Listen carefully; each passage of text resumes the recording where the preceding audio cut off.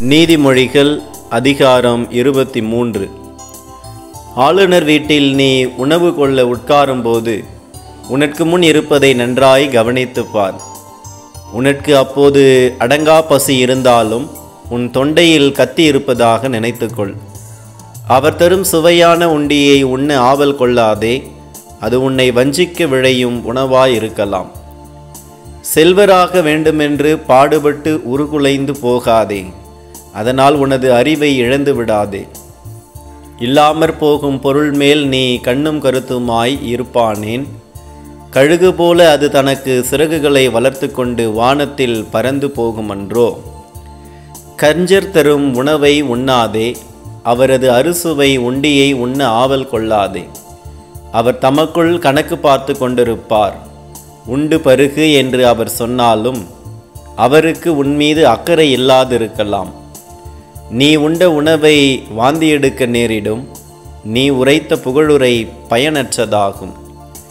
மதிகேடர் காதில் விழும்படி எதையும் பேசாதே, உன் அறிவுரைகளை அவர் மதிக்க மாட்டார். வழி வழி சொத்தின் எல்லையை மாற்றி அமைக்காதே, உன் நிலத்தின் எல்லையை தள்ளி தள்ளி திக்கற்றவர்களின் நிலத்தை எடுத்துக்கொள்ள முயலாதே. ஏனெனில் அவர்களின் மீட்பர் வல்லவர், அவர் அவர்கள் சார்பில் உனக்கு எதிராக வழக்காடுவார். நல்லுரை கேட்பதில் சிந்தனையை செலுத்து, அறிவூட்டும் மொழிகளுக்கு செவிகொடு. பிள்ளைகளை தண்டித்து திருத்த தயங்காதே, பிரம்பினால் அடித்தால் சாக மாட்டார்கள். நீ பிரம்பினால் அவர்களை அடித்தால் அவர்களை பாதாளத்துக்கு தப்புவிக்கின்றவனாயிருக்கின்றாய். பிள்ளாய், நீ ஞானமுள்ளவனாயிருந்தால் நான் மனமகிழ்ச்சி அடைவேன். உன் நாவு நேர்மையானவற்றை பேசினால் என் உள்ளம் கலிகூரும். வளமுடன் இருக்கும் பாவிகளைப் போல் நீயும் இருக்க வேண்டுமென்று ஏங்காதே. ஆண்டவரிடம் எப்போதும் அச்சம் உள்ளவனாயிரு, அப்பொழுது உன் வருங்காலம் வளமானதாயிருக்கும், உன் நம்பிக்கையும் வீண் போகாது. பிள்ளாய், இதை கவனி, ஞானமுள்ளவனாயிரு, உன் மனத்தை நன்னெறியில் செலுத்து. குடிகாரரோடு சேராதே, பெருந்தீனியரோடு சேர்ந்து கொண்டு அவர்களைப் போல புலால் உண்ணாதே. குடிகாரரும் பெருந்தினியரும் முடிவில் ஏழைகளாவர். உண்டு குடித்த மயக்கம் கந்தையை உடுத்தும். பெற்ற தந்தைக்கு செவிகொடு.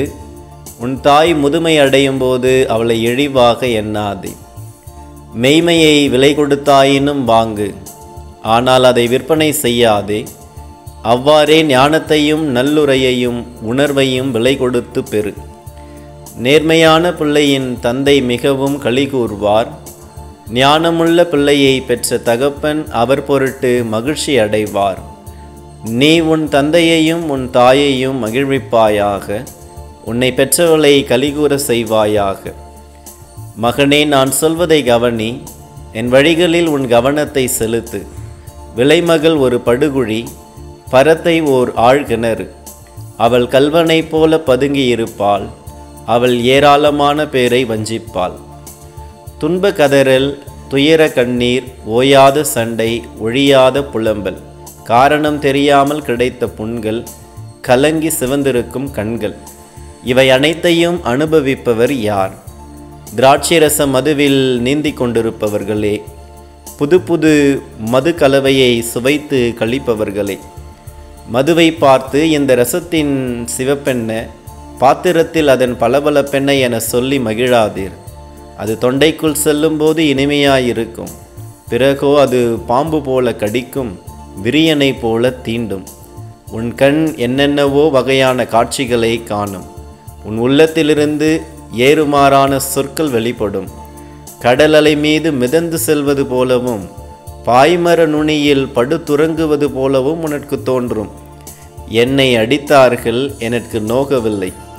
என்னை அறைந்தார்கள், நான் அதை உணரவில்லை. நான் எப்போது விழித்தெழுவேன்? அதை இன்னும் கொடுக்கும்படி கேட்பேன் என்று நீ சொல்வாய்.